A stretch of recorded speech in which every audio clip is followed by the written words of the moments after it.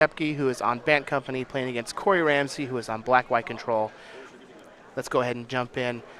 Corey may be advantaged here in the beard game between the two of them, but let's see who is advantaged on the field of battle. Corey's going to lead off with a Shambling Vet and pass the turn back to Devin. Devin just has an Evolving Wilds. He's going to go ahead and save some time and find a land.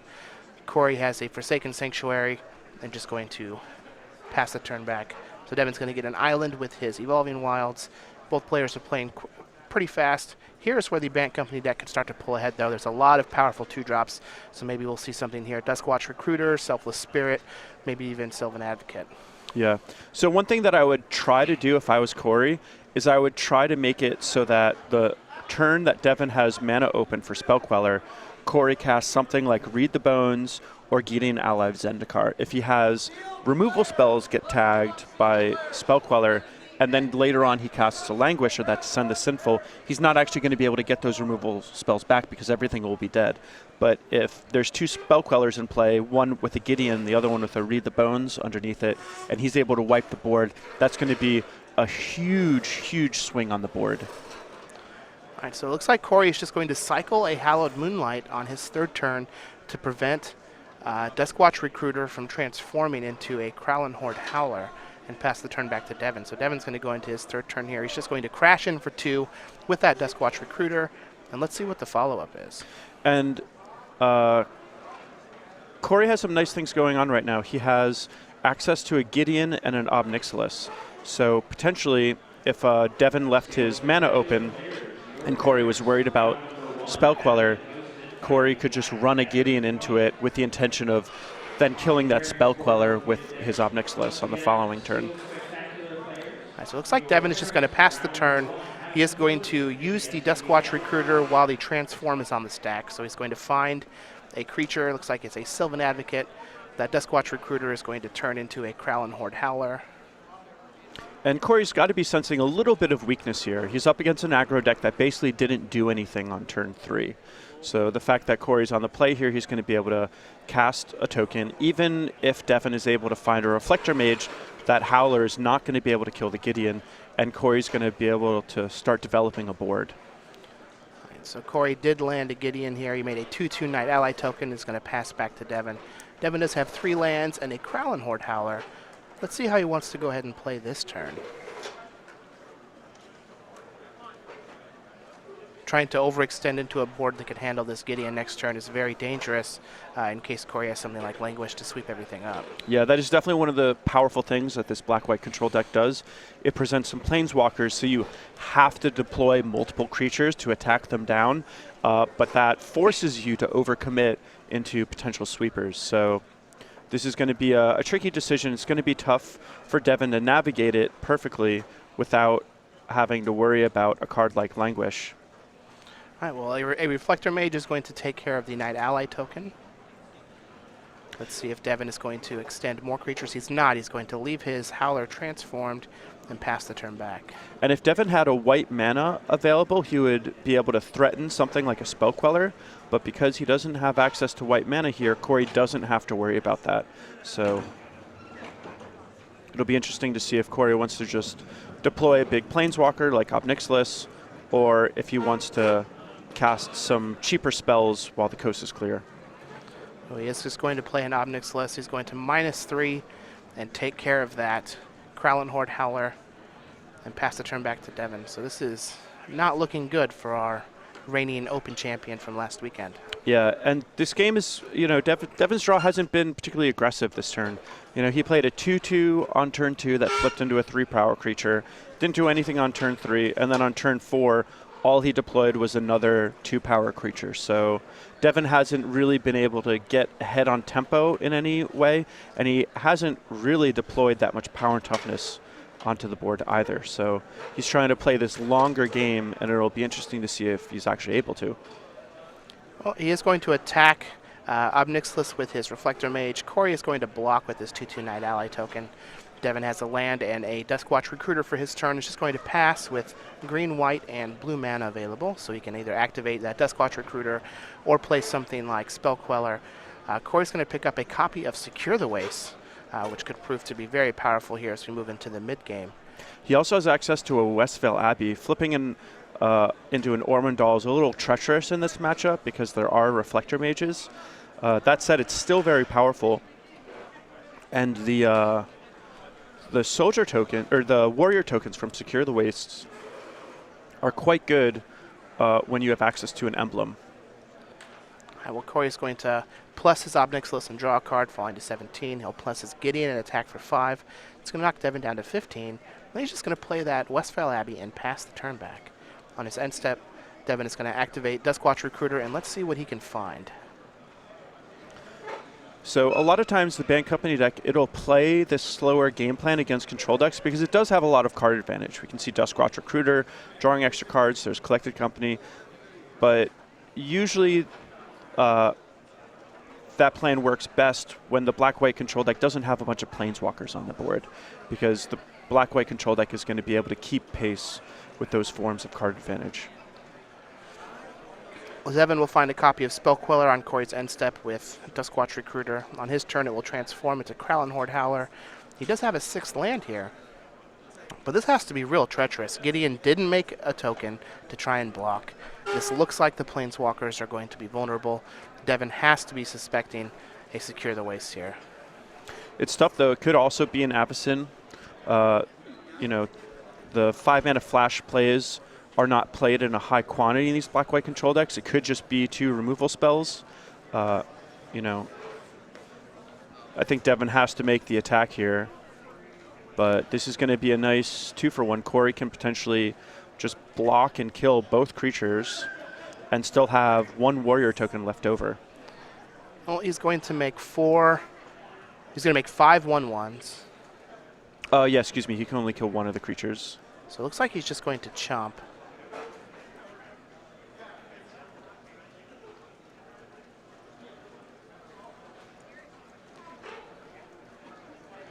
All right, so we have a Selfless Spirit, a Sylvan Advocate, which is a 4/5. And then the Howler is going to transform back into a Duskwatch Recruiter on Corey's turn. And this is kind of a nice place for Devin because now on Corey's turn, Devin's going to have the option to cast either Spellqueller or activate the Duskwatch Recruiter if nothing good gets cast. But Corey is certainly in the driver's seat in this game. The 2 online Planeswalkers, the Abbey, the tokens. Corey's actually ahead on life. He's got a card draw engine as well as a token engine. So things are looking pretty good for Corey in this game. I think a lot of it boils down to the fact that Devin didn't have a particularly aggressive start and was not able to successfully pressure those Planeswalkers. And of course, Corey was on the play. All right, well, Corey is going to draw a card with his Obnixilis. Then he's going to play Descend Upon the Sinful. So there's that 6-mana sorcery that we were talking about before we hopped into the match. It is going to exile all creatures. He does not have Delirium, so it's not going to bring a 4/4 White Angel token, but it is going to kill 4 creatures on Devin's side. It's going to clear the way for that Gideon to plus yet again enter the red zone and knock Devin down to 10 life. Yeah, a very powerful play. And we used to see that this black-white control deck, it would play 4 Languish and then a 1 of Planar Outburst. And Corey's making the great decision to, instead of playing Planar Outburst, play this Descend the Sinful, specifically because of Selfless Spirit being something that he expects to be popular at this tournament.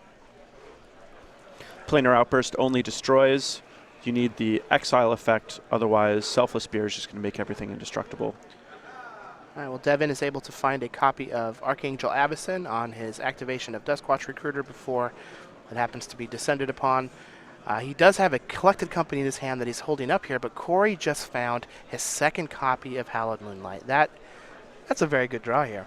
Yeah, really good draw, and we're at the point in the game where Corey's always going to have mana open to cast that Hallowed Moonlight. He also is ahead on the board, so he's unlikely to just fire it off just to dig for action. Between this Obnixilis and this Gideon, he should be able to, dig for all the action he could really ask for. Well, Corey's going to -3, targeting the Selfless Spirit. Devin's going to use his Evolving Wilds to get the shuffle out of the way. Corey's going to plus his Gideon and attack. I think we're going to see a Collected Company here from Devin, and Corey's going to respond with another Hallowed Moonlight.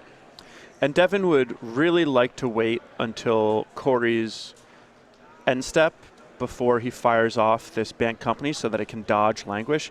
But because Devin's down to 10 and that Gideon attacks for 5, he has to fire it off now just to hope that he hits a Reflector Mage to preserve his life total. So Hallowed Moonlight will exile the creatures when they enter the battlefield if they weren't cast. So Devin does still have to resolve the Collected Company. So we saw there, he looked at the top 6, going to choose to put none of them onto the battlefield and just put them on the bottom. Corey's going to follow up with a fresh copy of Ob Nixilis Reignited, plus it to draw a card, and he is firmly in the driver's seat here against Devin. Yeah, and most of the damage that Corey has taken has been a result of activating Ob Nixilis. And when that's the game state of the aggro deck for the control deck, you know it's bad for the aggro deck. Yeah. All right, well, Corey's going to plus that Ob Nixilis yet again. Draw another card. He's going to fall down to 14. Let's see if he can end the game. He does know that Devin has a copy of Archangel Avacyn in his hand. We're going to lead off with a Read the Bones. The Reed Duke Special. He's going to fall to 12. Looks like he's going to go 1 bottom, 2 on top, draw 2. You know, and this is one of the interesting things about the narrative of the metagame, which I don't like reading into too much, but you know, it's certainly worth noting a little bit. But last weekend we had Bant Company be the most popular deck. It did really well. It won the tournament. And now this weekend, everyone's going to be thinking, how do I want to beat Bant Company? And if you're trying to beat Bant Company by having a bunch of anti-aggro elements like main deck Tragic Arrogance, like we saw in Osip's deck last round, that's going to line up really poorly against people who are playing dedicated control decks to beat the Bant Company lists. So Black-White Control or like a Grixis control deck may be one of the top contenders to take down this weekend. All right, well, Corey has a Transgress the Mind. Devin is going to respond by flashing in his Archangel Avacyn, reveal 2 copies of Spell Queller, which Corey will take 1 of them. And here we have Corey still in his turn trying to end this game. If he can clear the way for this Gideon, the game is over. Yeah, it's a little tricky. Devin's going to have a free block. All right, so Corey's going to plus his Gideon and attack. Devin's going to block with his Avacyn as it is indestructible. And now we have a Vigilance creature that can start trying to pressure his Planeswalkers, but that Ob Nixilis is going to be able to just kill the Avacyn next turn. Yeah, a little tricky. And Corey's working with almost complete information. He doesn't know Devin's draw step for this turn, but he knows his only other card is a Spell Queller, so Corey's going to be able to factor that in accordingly. All right, so Devin's going to attack Ob Nixilis for 4. This will knock him down to 3. Ooh, and Devin found a copy of Collected Company, so that's a pretty big game. Yeah, right in time. Step 1, I guess. It's certainly step 1. It's going to be tough, but he's going to main face the Collected Company. I guess we're trying to play around the 3rd Hallowed Moonlight. Yeah. Yeah, main phasing it's a little interesting. I like main phasing if he had like a land in hand, because then if he hit Tireless Tracker, he could get a clue.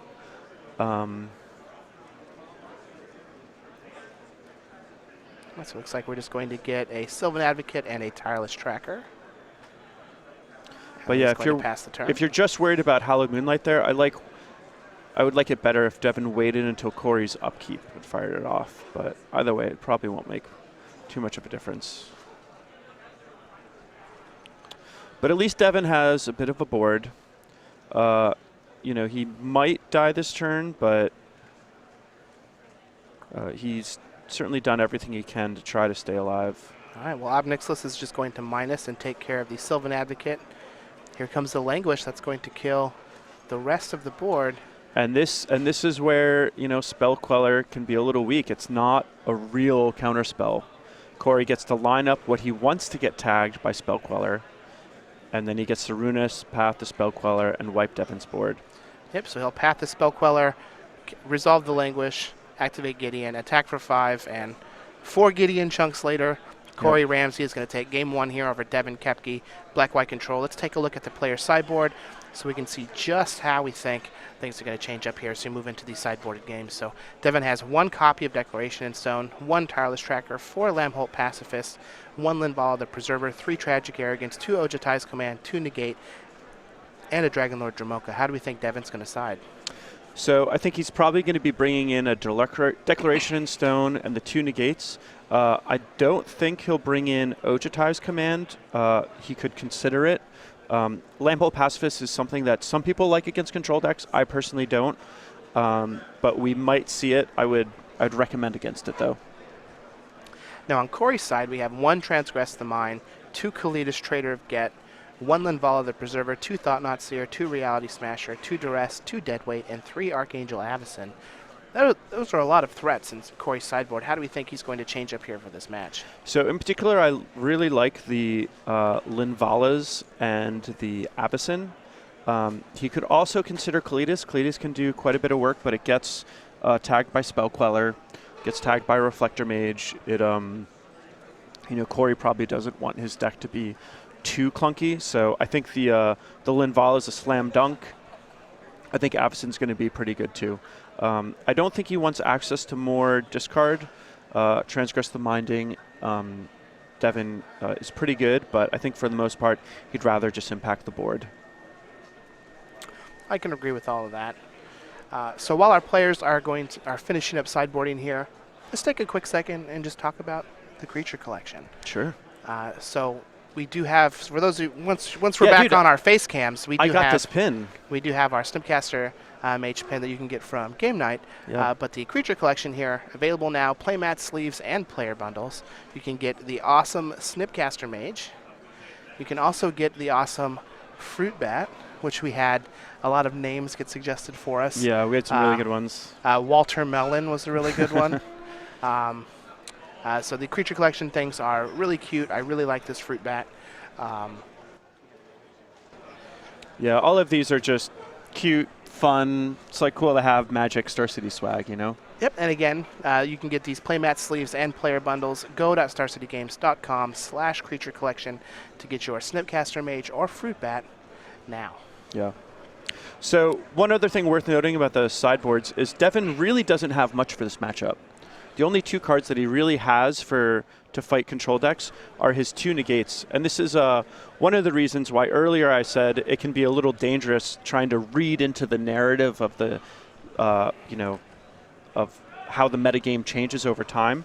Because if you go to a tournament saying, well, I'm just going to make it so I beat what won last weekend, you can run into problems if you just face a good deck that didn't do well last weekend, like black-white control. So, I like the idea of keeping note of what's going on in the metagame, but I don't like having it influence your decisions too much because you don't know what you're going to face. What the top 8 is just 8 of the decks that were at the tournament, and I think it's always best to just show up with a good, solid, well-rounded deck that's kind of ready to face anything.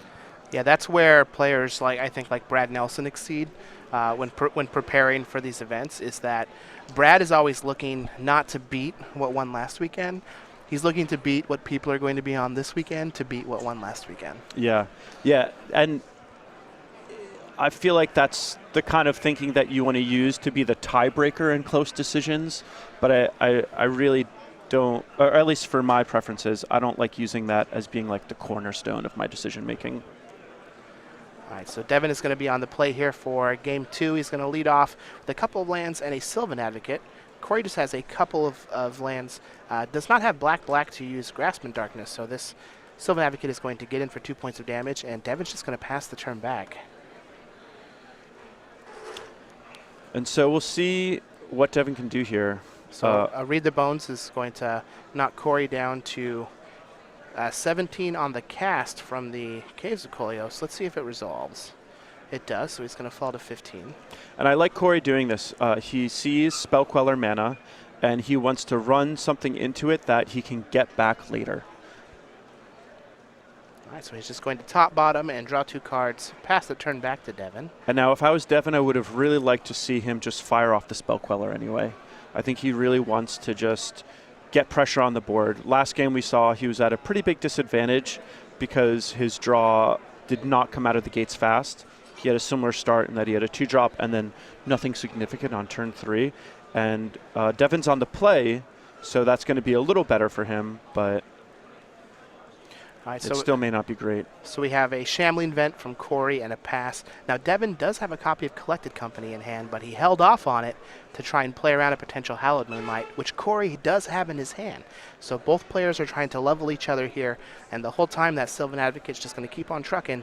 Corey is down to an 11, and next turn it has the potential to grow into a 5-power creature.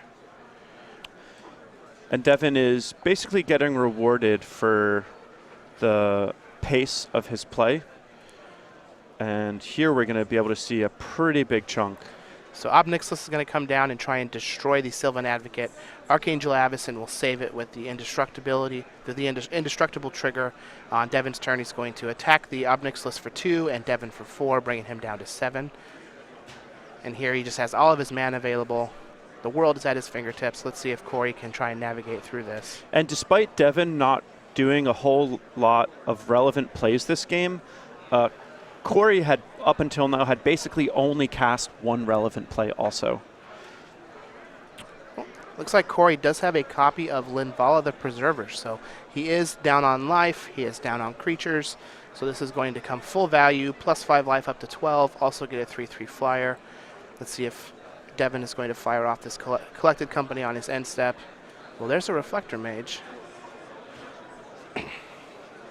This is still going to be a lot to slog through because if Devin chooses to Reflector Mage the Linvala, he knows that it's going to be waiting in the wings at some point down the road. That said, he's been very conservative with his Spell Queller. He didn't fire it off on turn 3 when he could have, and he'll probably just want to use it now to save himself from a All right, well, he's going to get Languish. He's going to get a Reflector Mage and a Sylvan Advocate. The Reflector Mage is going to take care of the 3/3 Angel token. It's like Devin does not have a land to turn on those Sylvan Advocates. In combination with the Reflector Mage in his hand, he could just attack for lethal here if he would have been able to hit that 6th land, but we did not find it. So let's see how he decides to navigate this turn. Yeah, he's 2 damage short of attacking Corey for lethal.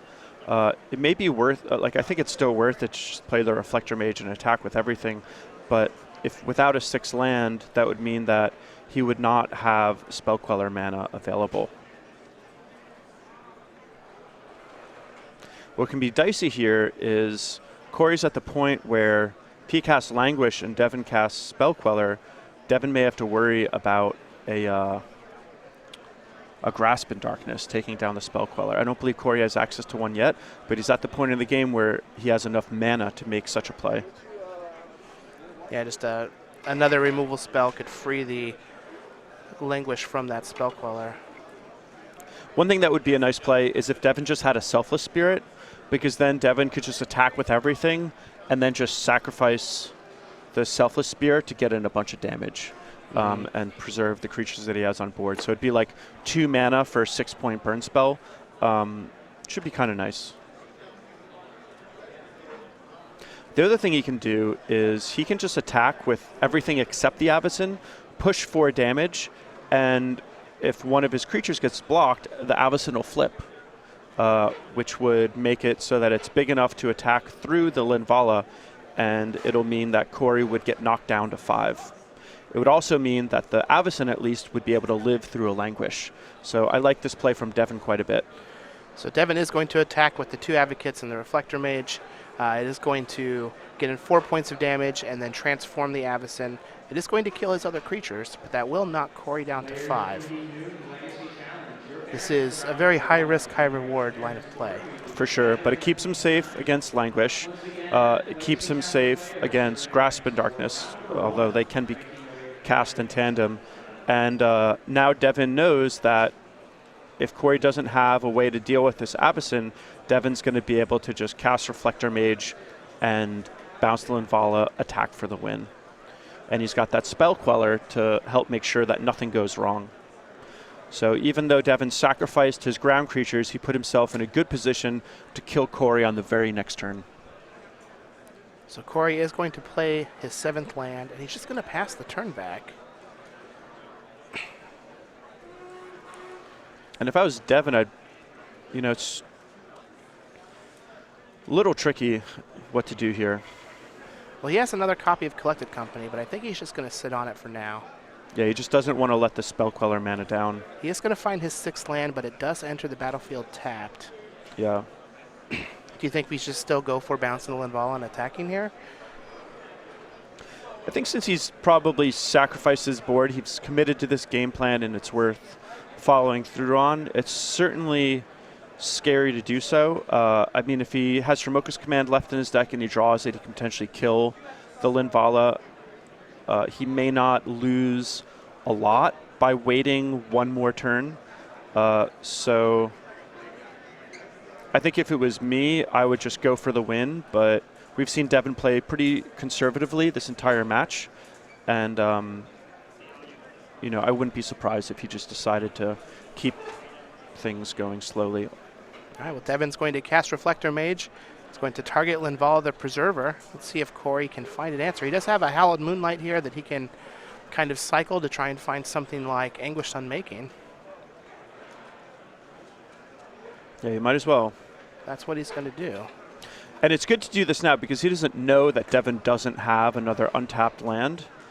So if Devin just played an island, he'd have Spellcaller mana open. So Corey wants to go through that stuff now.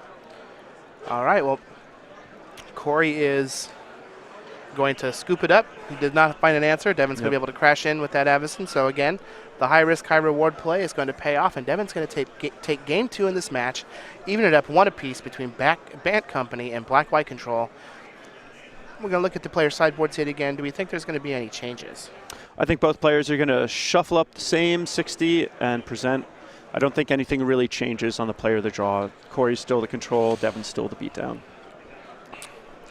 Do we think that Lambholt Pacifist might come in on the draw just as a way to try and put threats on the board earlier? I don't think so. I know some people say that it's good against control decks. I don't think it is. I forget exactly where Devin stands on that opinion. So I don't think so, though. I wouldn't do it. Well, you are the green creatures attacking with Master, so I will default to your stance on it. In the meantime, though, while our players are finishing up, checking their sideboard and shuffling up a little bit, let's learn a little bit more about the StarCityGames.com YouTube channel. So for those of you who are watching now but have to leave or do something later on today or tomorrow, you can catch all of these in our archive. So youtube.com/StarCityGames, Versus Series, Premium Archives, SCG Tour Archives, Unboxings, and much more. It's absolutely free to subscribe. Yeah, and if you just want to become a better player, watching our events live is great, but going back and studying those replays, especially of name brand players, like if you wanted to really figure out Bant Company, you should go back and watch Devin Koepke in the archives and see how he plays the deck. He won last weekend, so he's certainly one to look for in those replays. Exactly. Let's learn a little bit more about Devin while the players are finishing up their sideboarding here. He is 24 from Okawville, Illinois. He is a member of Team Card Hoarder. He has 3 open top 8s with 1 open win. He didn't have internet until he was 21 years old. He will take on all comers in arm wrestling, and he owns a donkey named Waldo. So I know I was watching coverage last weekend, and Patrick Sullivan mentioned that he feels like of those 3 information points about Devin, that if you took any 2 of them, they would be related.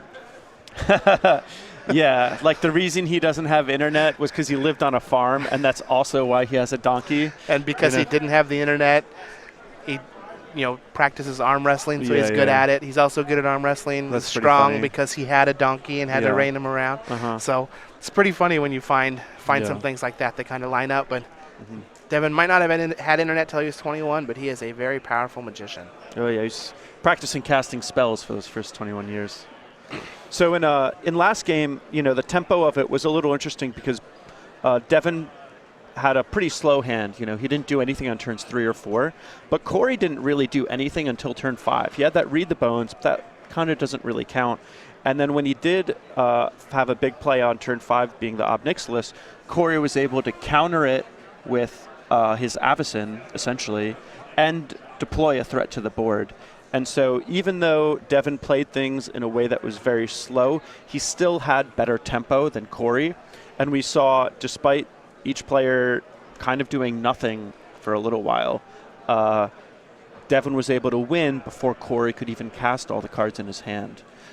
So I think that's generally speaking going to be how the Bant Company gets leverage in the matchup is when it is able to cast a bunch of spells, push a lot of damage before the black-white control deck has time to cast all of theirs. What's interesting to note there in that last game is that the turn that Corey drew the Hallowed Moonlight and then passed the turn back trying to snag the Collected Company that Devin ended up not playing. Mm-hmm. He also had just another Read the Bones in hand that he could have tapped out on his turn. He also had a Gideon. To play the Read the Bones. He played a tapped land for the turn. Oh, yeah, turn 4, okay. So that he would be able to play Obnixilis on 5, but he also had another Read the Bones that he could have used that turn, but decided to try and hold up the Hallowed Moonlight for the Collected Company, which I think is generally fine, but it's very good for Devin to catch on to that and then just not fire it and hold on to it until later. Yeah. Well, Corey's going to keep his 6. He's going to lead off with a Forsaken Sanctuary. Devin has an Evolving Wilds. Corey just has a Swamp and is going to pass the turn back. Devin's going to sacrifice his Evolving Wilds on Corey's end step. Let's see what basic land he wants to get out of his deck. My guess is going to be I would have said Force, but it looks like we've got a Plains. Yeah, and actually, if we think of the previous game, basically all Corey did was cast an Obnixilis and a Linvala. And then die. And that's it. If a control deck only casts 2 spells in a game, they're going to die. So I think Corey's main goal is just to cast more spells, and Devin's goal is to try to make sure that Corey can't cast all of his spells or doesn't have time to. All right, well, Devin has a Sylvan Advocate on his turn. Corey has the Grasp of Darkness to take care of it. On his 3rd turn, he's going to take a turn off to Read the Bones here. Looks like he's going to bottom both, draw 2 cards, fall down to 18, and then pass the turn back to Devin. So this is exactly where Corey wanted to be. Yeah, this is everything according to plan for Corey.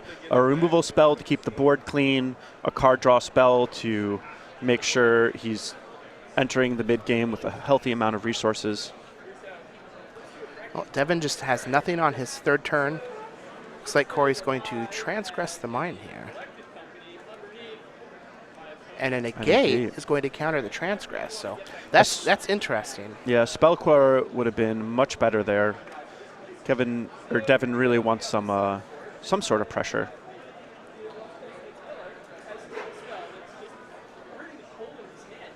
Even though Devin was able to take game 2, and I don't think the matchup is awful or anything, but I do think that Devin's disadvantaged, particularly this being a game where Corey's on the play, and I don't think that Devin really showed up with the intention of beating black-white control with the way his deck's constructed.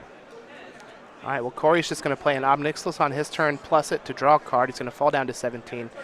Devin is going to cast Collected Company on his end step, so he could potentially find enough power and toughness worth of creatures here to be able to take care of that Obnixilis on his turn. But it looks like we've just got a Lambholt Pacifist and a Duskwatch Recruiter, so you definitely could get worse creatures, but you could also find some better ones. Yeah, it'd be nice if you got 2 creatures that could attack rather than just 1. But we'll see what he can do here. It'd almost be nice if he just had a random Jamoka's Command here, because then he could just actually kill this Obnixilis. But if he wants to attack with that Pacifist, he'd have to deploy an Avacyn. I think the most likely thing for him to do is just attack the Obnixilis and then have that Avacyn waiting in the wings. Yeah, deploying the Avacyn now really opens him up to a Languish. Yeah. Which it looks like Corey has one in hand, so that could be real rough. By sitting on the Avacyn and letting Corey have a turn with this Obnixilis, it is going to transform both of those werewolves, which is potentially pretty powerful. All right, he's just going to pass the turn back. And they should be flipping. Both of the werewolves should be flipping on Corey's upkeep. We'll see if the players remember the triggers. Looks like they have. Good on them. Looks like he transformed one. Kind of got to do the other one. Unless they're going to state that it looks like he missed them, since Corey's already drawn his card. That'll be a warning for both players.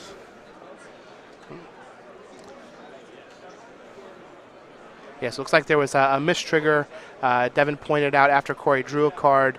Per the rules, Corey gets to decide if they go on the stack or not, and he said, no, you can keep your 2-2 and 3-3. So it's a little tricky as to what Corey should do here. He's got to be at least a little worried about Spell Queller tagging a Languish here. He's also got to be worried about Avacyn. I think it would have been kind of nice if he had just killed the Duskwatch Recruiter to see what happens. All right, well, we've got a Sorin Grim Nemesis going to come down. Yeah. Let's see what he decides to do. So a very powerful card, potentially can kill something and buffer Corey's life total. This is going to be very good for Devin, though. This Avacyn is going to do exactly what he wants it to do. All right, he's just going to +1. He's going to get a Swamp for his Troubles. That will not do any damage drain. Avacyn is going to enter the battlefield. Werewolves will not trigger because we had spells cast. Devin's hand is just a bunch of lands, though. So notably, Devin does have 9 power worth of attackers. So he can attack the Sorin down to 0 and the Obnixilis down to 3, so that if the Obnixilis wants to kill something, it'll have to kill itself.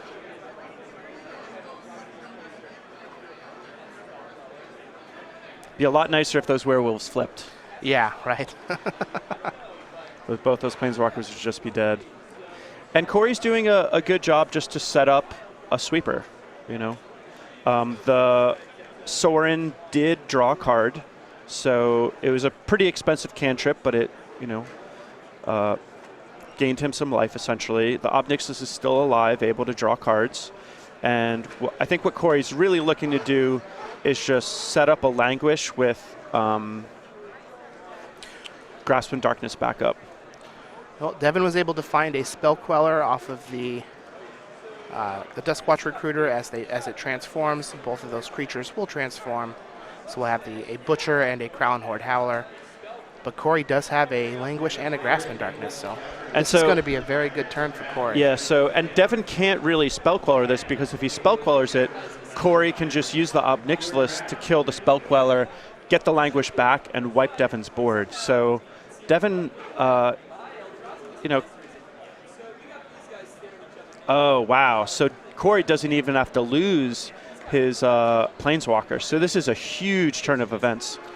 So Corey's going to cast the Languish. Devin will Spell Queller the Languish. Corey is going to take a point of damage to Grasp in Darkness, that Spell Queller, plus his Obnixilis, and just continue to draw cards and work this card advantage. And Devin's hand is just full of lands, Reflector Mages, and now a copy of Negate. Yeah, I'm surprised that there's still. I wonder how many Reflector Mages are still in Devin's deck. They're not great, but I think he just needs decent thrust density, and they can be effective against Gideon at times. But Corey's certainly in the driver's seat. He's had everything go according to plan. Devin wasn't able to leverage his Spell Quellers or Negates really that effectively, and he didn't have a lot of fast pressure. So I think, you know, Corey's huge favorite to win from this position. Now, there was some mention of it last week on coverage towards the end of the tournament, but this is a big showcase for me already of just seeing how great Obnixilis is against this, this Bant Company deck. Yeah, well, just a 5-mana removal spell is great against Spell Queller, and you know, it's just a reusable source of removal, which is important for beating these aggro decks. One of the things that you don't want to do is spend too much mana drawing cards, because, like with Read the Bones, for example, it's a great card, but it just doesn't impact the board the turn you put it in play. Obnixilis is great because you can play it, it impacts the board the turn it comes into play, it can soak up a little damage, but it has the upside of, if it's able to clear the board when it comes into play, it can start running away with the game, and you know, your resources just snowball. And even in a situation like we saw this game where he played it into an open board, was able to plus it up to 6, and Devin collected companied on Corey's end step. Like, things have to go very well for the company player to be able to kill that Obnixilis on their turn. Yeah. And then if you get to untap with it, it's a pretty big game. Yep. So Devin is going to use a Negate on the end step, secure the waste for approximately $1 billion. and then just deploy a Duskwatch Recruiter. Corey does have a Ruinous Path for that Recruiter. Devin's going to activate it. Let's see if he can find anything. He does get a Lambholt Pacifist. Recruiter will die. And what's nice about Corey's sequencing there is by having this Ob Nixilis in play and then casting your removal spell before you activate the Ob Nixilis means you're always essentially safe from a Spell Queller.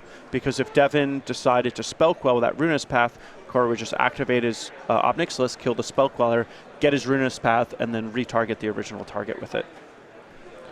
All right, Corey's going to draw a card, activate his Shambling Vent, crash in. It's going to knock Devin down to 18. Corey's going to go back up to 14. So Ob Nixilis and Shambling Vent are going to work together very well.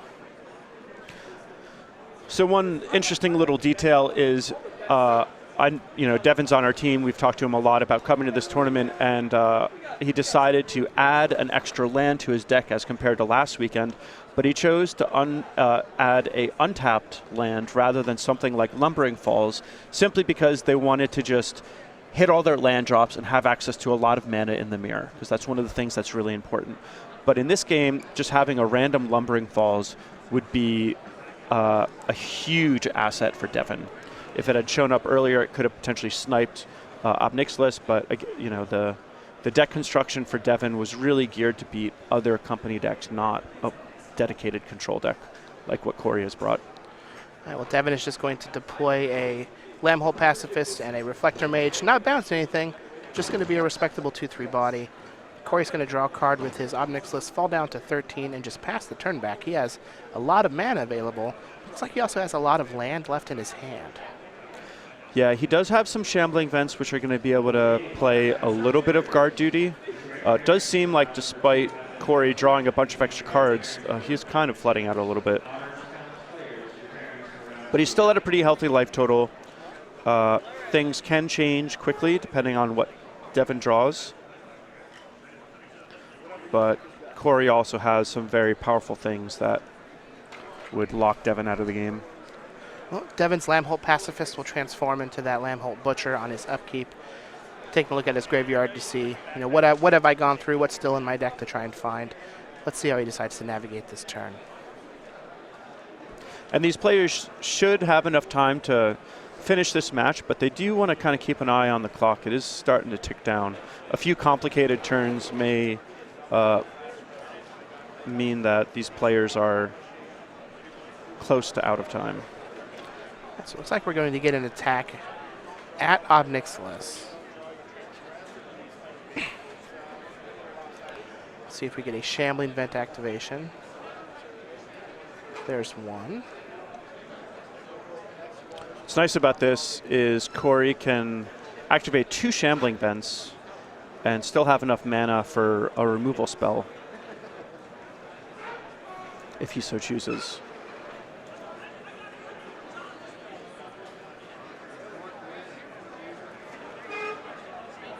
So there's one Shambling Vent is going to be activated.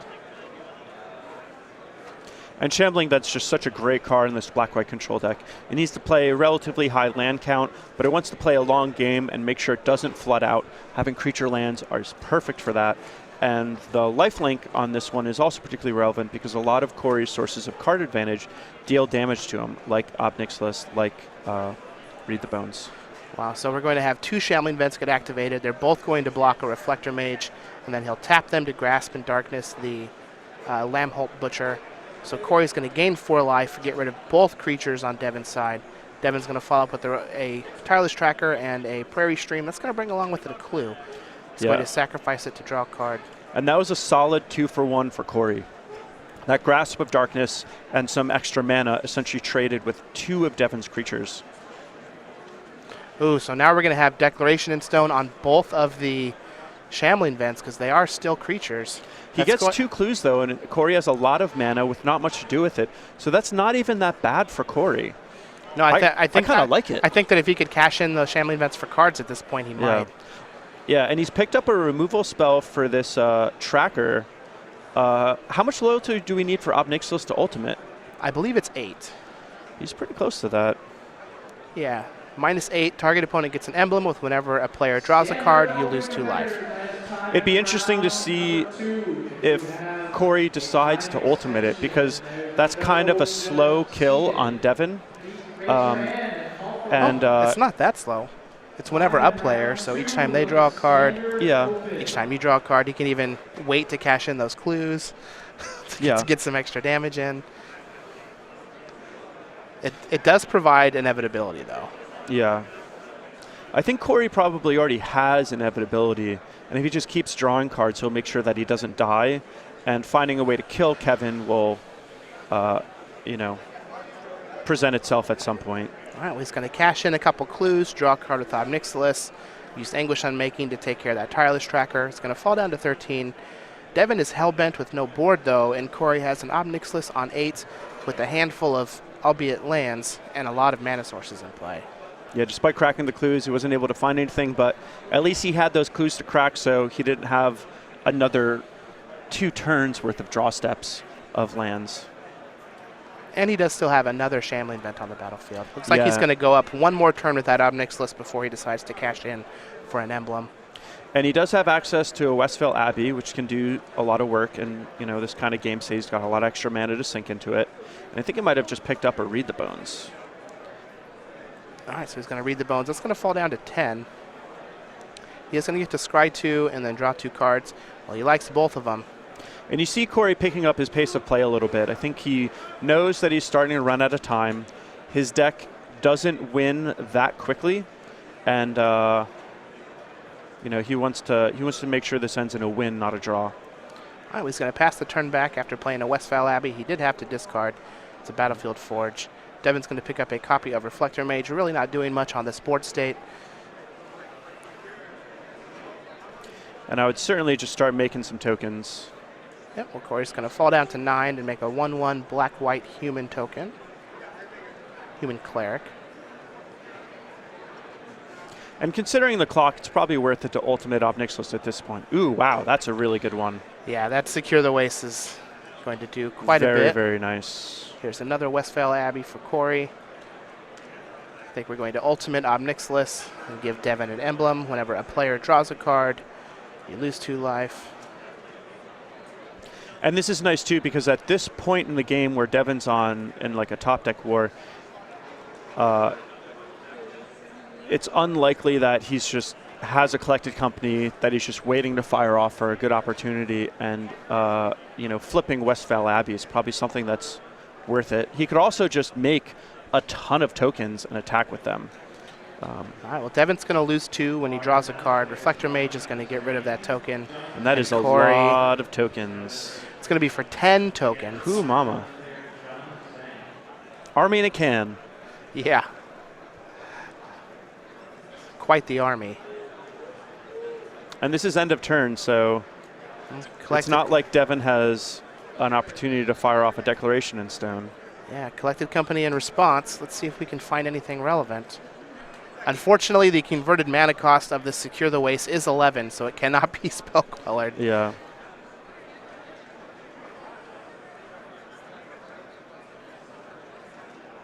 And I think the main reason that Devin's firing off this collected company now is just so that he can play around Hallowed Moonlight. All right, looks like we've got a Duskwatch Recruiter and a... And I think with the Obnixilis emblem, Devin should actually be at 16, but we'll see if that was missed or not. With these players, running out of time, all right, they see Corey point to it that time. So yep, this draw is going to put him down to 14. He can attack with the 10 tokens and get in 7 and knock Devin down to 7.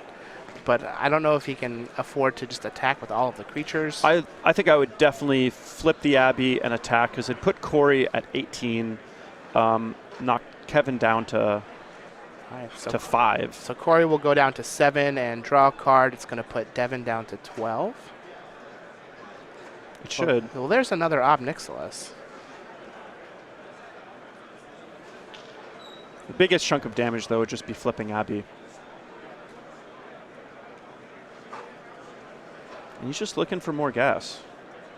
He's got to worry about the clock. I think I would try to do the thing that just killed Devin, in the fastest amount of time. All right, well, he's going to minus his Obnixilis and kill the Sylvan Advocate. He also has to read the bones in hand. Yeah, so. he has a lot of good ways to make Devin draw cards. All right, so he's going to attack. So this will push through 8 damage, knocking Devin to 6. And with that emblem in play, Devin is most likely dead on Corey's turn. So this is still a 1-turn clock, but not exactly the way I would have done it, but certainly a valid way of doing it. So it looks like he left back a soldier, so he's going to only take Devin down to 7. His draw will take him down to 5. On Corey's turn, the draw will take him down to 3. You think Corey's worried about a card like Sirach the Huntmaster? Maybe. That's a card that is near and dear to my heart. Oh, I love that card. It does show up in as a 1 or 2 of in a lot of sideboards between green-white tokens, humans, and every once in a while this bank company deck as well. So Corey seems to be trying to play around everything.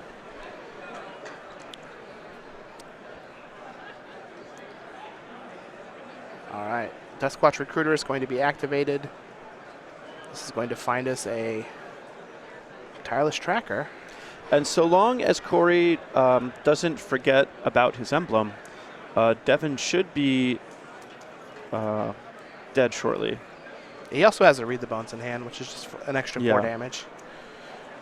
In fact, had he got in an extra point of damage with that soldier and cast the Read the Bones, Devin would have just been dead on this turn. Yep. All right, so we have an attack from Devin. A soldier is going to jump in his way, and an Ultimate Price is going to take care of a Duskwatch Recruiter. Devin has an Archangel Avacyn to save the Duskwatch Recruiter.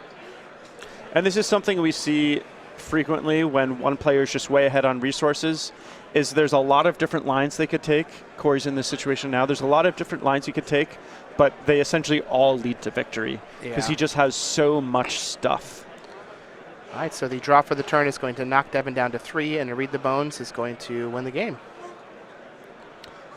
One of the rare times when casting Read the Bones knocks your opponent to 0.